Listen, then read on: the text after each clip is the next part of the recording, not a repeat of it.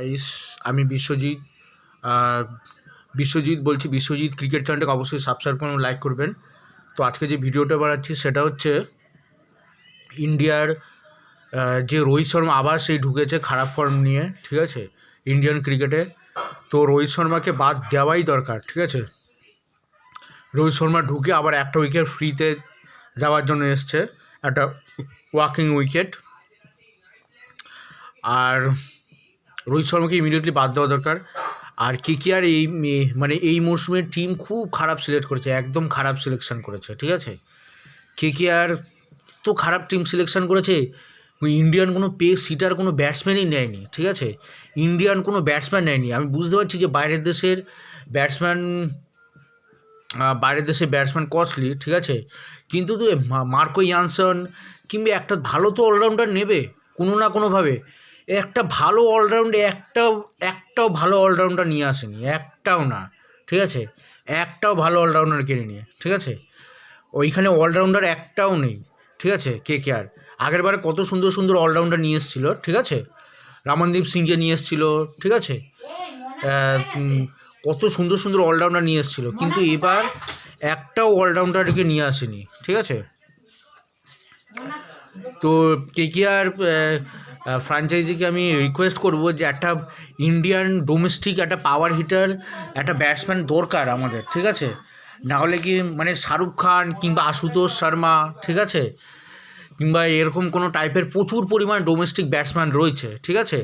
ডোমেস্টিকে Ranji trophy, Vijay Hazare trophy কিংবা বিভিন্ন রকম ট্রফি আছে, ঠিক আছে। ডোমেস্টিক অসংখ্য ট্রফি হয়, ওখান থেকে ট্যালেন্টেড প্লেয়ার তুলে বেছে নিক, ঠিক আছে।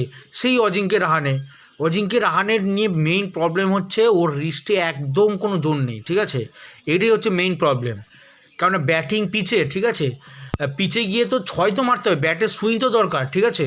ওর মেইন সমস্যা হচ্ছে ওর ব্যাট সুইং নেই, ঠিক আছে। ব্যাট সুইংটা মানে ওর মানে এত কবজি ঢিলা, ঠিক আছে, ওর হাত এত সফট, ও ব্যাট সুইংটা ভালো করতেই পারবে না, ঠিক আছে।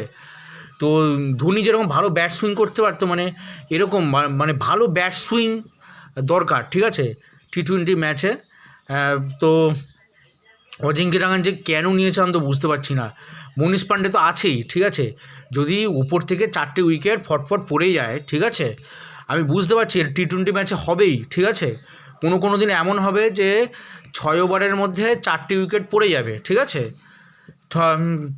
6 ওভারের মধ্যে 4টে উইকেট পড়ে যাবে আর 20-30 রান হবে, এরকম আশা করা যায় টি-20 ম্যাচে, যেটা বলিং পিচ হবে, ঠিক আছে। ওই কিছু মাঠ আছে যেখানে বলিং পিচ হবে, ঠিক আছে। তো সেখানে এরকম হওয়ার চান্স থাকে, ঠিক আছে। টি-20 ম্যাচে এরকম উইকেট পড়ার চান্স থাকে, 4টে বা 5টে উইকেট 20-30 রানে পড়ে গেল 6-7 ওভারের মধ্যে, ঠিক আছে। তখন মনীষ পাণ্ডের দরকার আছে, ঠিক আছে। তো ইম্প্যাক্ট প্লেয়ার হিসেবে, ঠিক আছে, তখন ইম্প্যাক্ট প্লেয়ার হিসেবে মনীষ পাণ্ডেকে তখন দরকার, ঠিক আছে। তো অজিঙ্ক্য রাহানেকে কী কারণে যে নেওয়া হলো আমি তো বুঝতে পারলাম না, ঠিক আছে।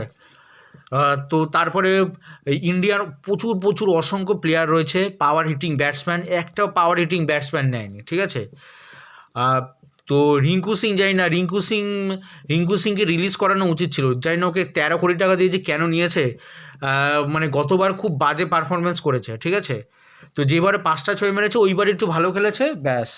তারপরে ও মানে কি বলবো, তাও ওকে ও যেহেতু ইন্ডিয়ান টিমের একজন সদস্য তাই ওকে নেওয়া হচ্ছে, কিন্তু রিঙ্কু সিংয়ের ফর্ম আমার খুব চিন্তার বিষয়, ঠিক আছে। সাউথ আফ্রিকার মতো ব্যাটিং পিচেও ওর ভালো রান করতে পারেনি, ঠিক আছে। তো ফর্ম খুব খারাপ চলছে, ঠিক আছে।